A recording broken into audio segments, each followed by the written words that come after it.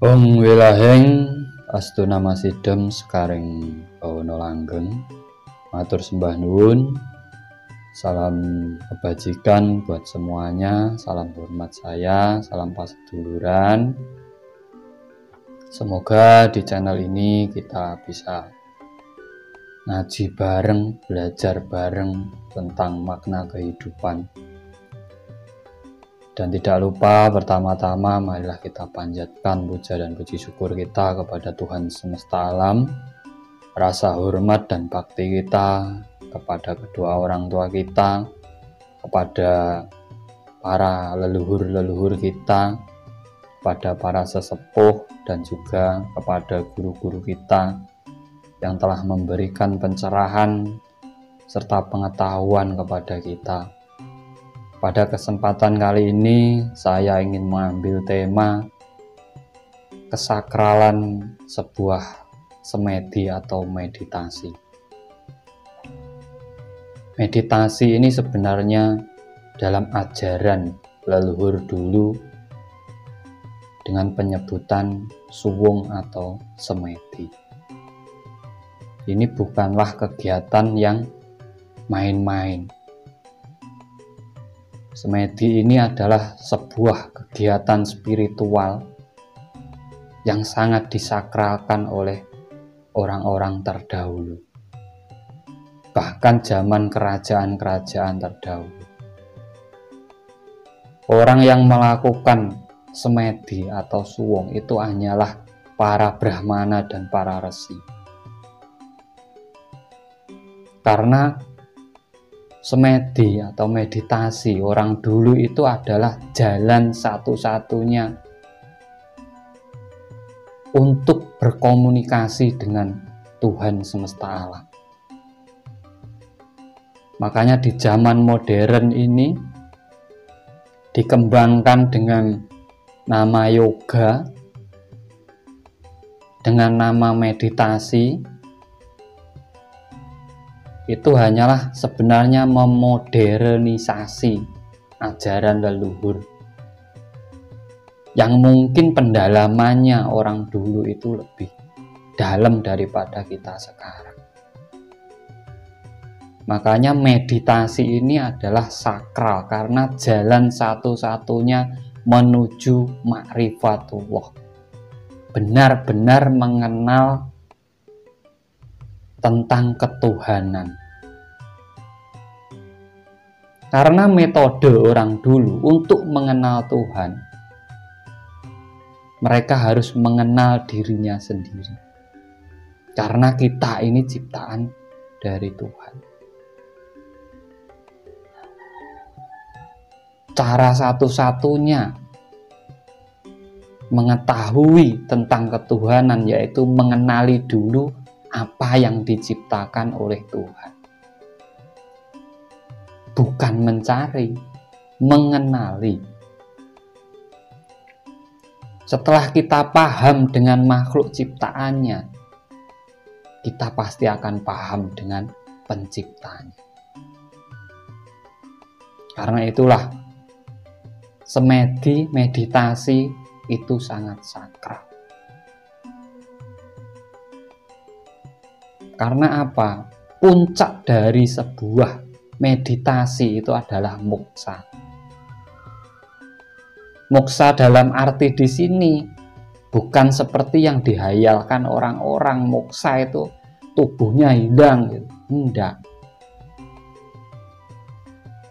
Moksa itu jauh dari kehidupan dunia. Sudah tidak mengkhawatirkan dunia. Sudah bisa mengontrol seluruh kehidupan dalam dirinya. Bahkan sudah tidak mengkhawatirkan hidupnya. Karena apa? Karena saking dekatnya dengan Tuhan. Saking pahamnya dengan Tuhan.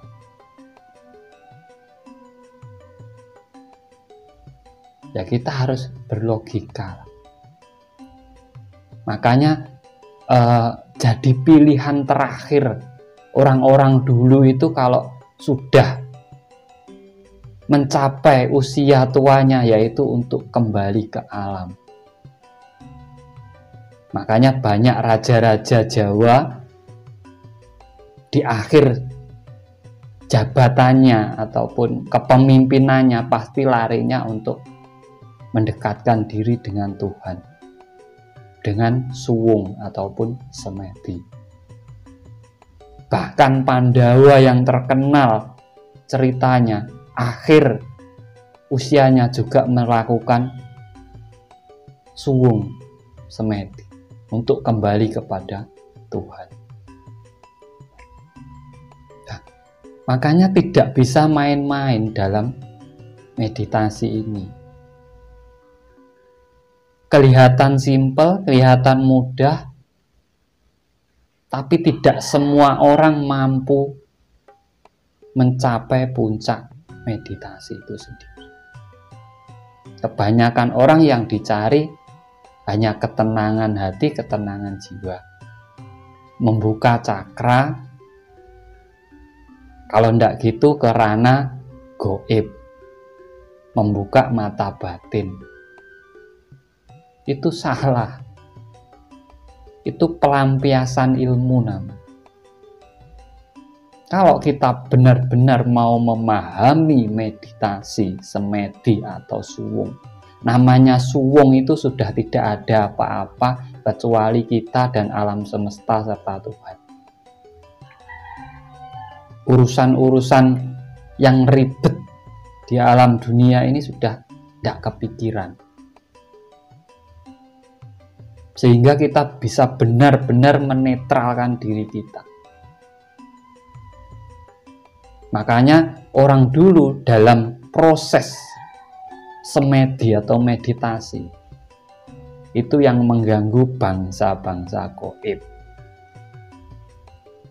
Sebenarnya itu rasa dalam dirinya, hawa nafsu itu wujudnya menjadi dedemit ataupun jin itu tadi. Diganggu juga bidadari. Itu adalah hawa nafsu kita juga dengan lawan jenis kita.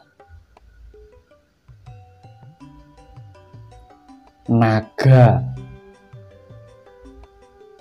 Nah, simbol-simbol yang muncul dalam sebuah suwung ataupun semedi ini sebenarnya adalah hawa nafsu kita, keinginan kita. Terlalu besarnya apa yang kita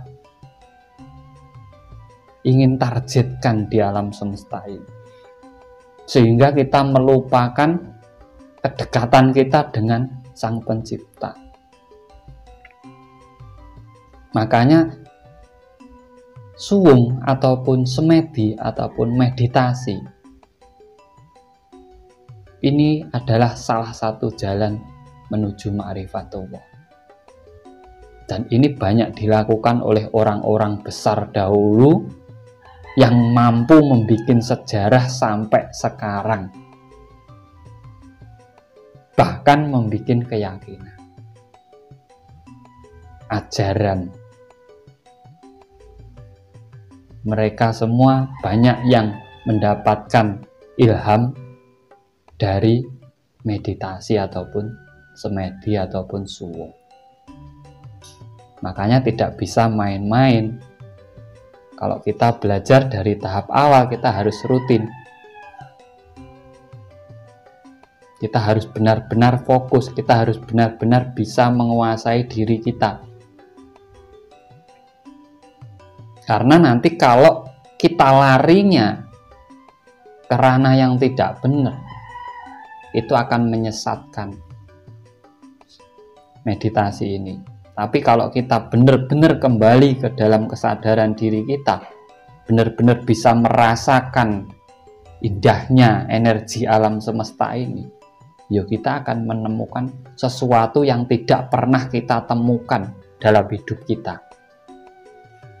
Bahkan bisa menjadi sejarah bagi diri sampean sendiri.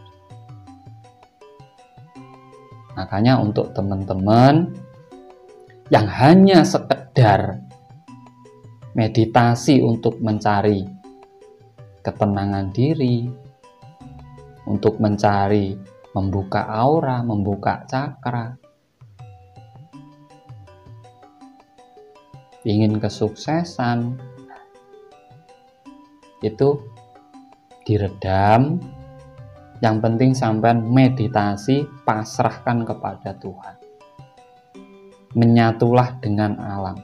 Semua yang sampean impikan, sampean inginkan ini secara otomatis akan sampean dapat, karena kita langsung dengan yang maha kuasa. Bukan hanya kita mimpi ataupun berharap. Kalau kita ingin meminta satu buah sebiji jeruk di lahan jeruk, bukankah kita lebih baik mengenal yang punya lahan? Sampai bukan hanya sebiji, mungkin makan sepuasmu nanti juga boleh, kalau sampai sudah mengenal yang punya lahan. Nah, inilah sebenarnya kesakralan sebuah meditasi yang jarang diungkap ataupun dijabarkan oleh orang-orang. Kebanyakan hanya mencari energi dalam dirinya, tidak mau mencari yang namanya ilmu kehidupan. Kita hidup, ada yang menghidupi. Bagaimana kita mendekat dengan yang menghidupi kita, agar kita selalu kecukupan dalam hidup kita, agar kita selalu diberi kemakmuran dalam hidup kita. Dan satu-satunya energi negatif dalam diri kita itu adalah hawa nafsu kita. Selain itu tidak ada. Makanya kalau orang itu sudah menguasai cakra tenggorokan ke bawah, maka hidupnya akan tertata. Cakra asna dan cakra mahkota itu otomatis akan terbuka dengan sendiri. Karena ini adalah ranah hawa nafsu. Orang hidup itu kalau nuruti mulut ke bawah, sampai hancur hidup. Pasti terombang-ambing. Nuruti rasa sampai nanti akhirnya menderita karena merasa paling susah sendiri, merasa paling berat sendiri, merasa paling sengsara sendiri. Menuruti perut sampai nanti juga akan sengsara, akhirnya menghalalkan segala cara untuk memenuhi kekenyangan perut kita ini. Mengikuti cakra seks apalagi sampai nanti akan diombang-ambingkan oleh rasa itu. Makanya pertama yang harus kita kuasai adalah cakra tenggorokan ke bawah. Membuka sebuah cakra itu bukan karena dipaksa. Di saat kita pasrah, hanya saya, Tuhan dan alam, di situ kepasrahan kita. Saya hanya ingin belajar ilmu kehidupan, semua akan terbuka dengan sendiri. Tanpa pernapasan pun akan terbuka. Karena apa? Kodratnya manusia itu kalau masih hidup bernapas. Tidak usah belajar pernapasan. Kita ini tidak usah belajar, sudah bernapas kok. Kenapa harus belajar? Orang harus belajar spiritual, tidak usah belajar. Orang hidup itu sekali lahir cenger nangis itu sudah spiritual.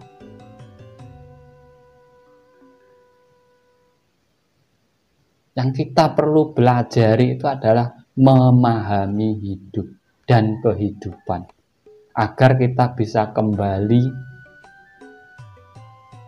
ke yang memberi penghidupan dengan benar-benar menjadi diri kita yang sejati, yang sebenarnya, dengan kesadaran diri, dengan jati diri kita.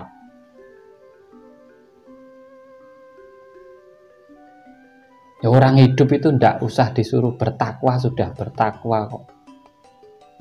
Mulut ini loh, ndak usah sampai suruh waktu ada nasi yuk buka sendiri.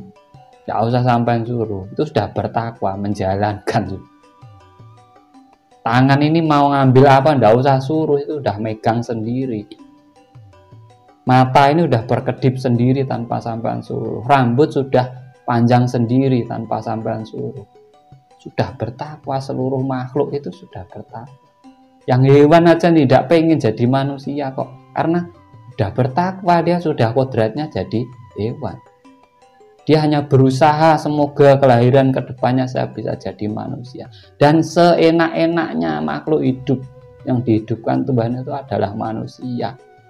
Makanya orang Jawa ki kalau ngomong manungso itu kuoso. Sing kuwasa ning alam donya ki manungsa, ning gak bisa nguasai duweni papan panggonan dhewe-dhewe. Ini ilmu makrifat sebenarnya, cuma saya ambil garis besarnya. Nah, dari teman-teman yang belajar sebuah meditasi, makanya niat, tekad, semangat, telaten itu harus ada. Agar apa? Sampai benar-benar memiliki kepasrahan yang tinggi. Karena di saat meditasi sampai jangan membahas energi yang mengalir atau apa, enggak.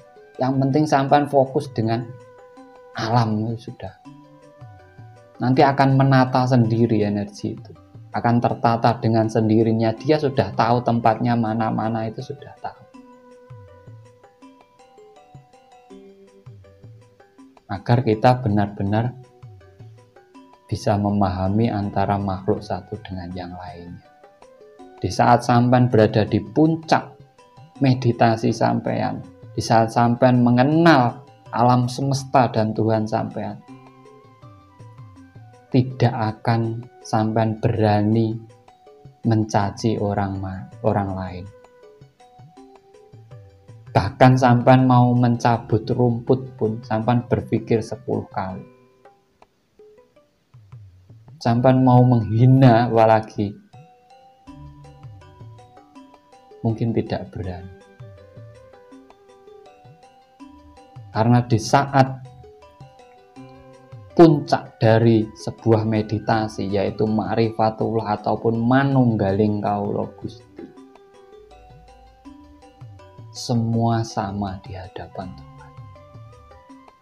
Di saat satu hilang, maka yang lain akan kebingungan. Ritme kehidupan akan goncang.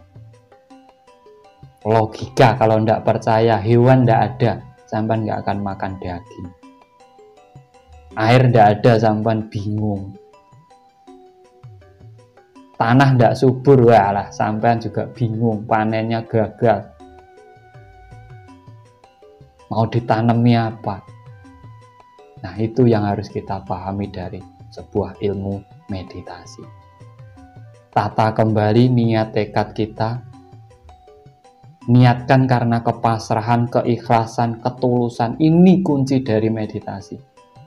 Sampai mau meditasi 100 tahun kalau tidak punya ini, sampai tidak akan pernah mencapai puncak meditasi. Niat, tekad, tulus, ikhlas, pasrah, semeleh. Sudah, pasrahkan semua kepada Yang Kuasa. Kita akan menemukan seluruh apa yang sampean butuhkan, pasti akan sampean dapatkan. Inilah kesakralan sebuah meditasi menuju ma'rifatullah. Dari saya, apabila ada salah kata saya atau kurang lebihnya, saya hanya manusia biasa. Saya hanya ingin berbagi pengetahuan kepada panjenengan semuanya, dan semoga umur saya bisa bermanfaat bagi panjenengan semua. Dari saya, matur sembah nuwun. Terima kasih sudah support dan dukung channel ini. Terus dukung dengan like dan subscribe panjenengan, dan share apabila video-video saya bermanfaat buat panjenengan dan yang lainnya. Salam Rahayu, Rahayu, Rahayu, Sagung Dumadi.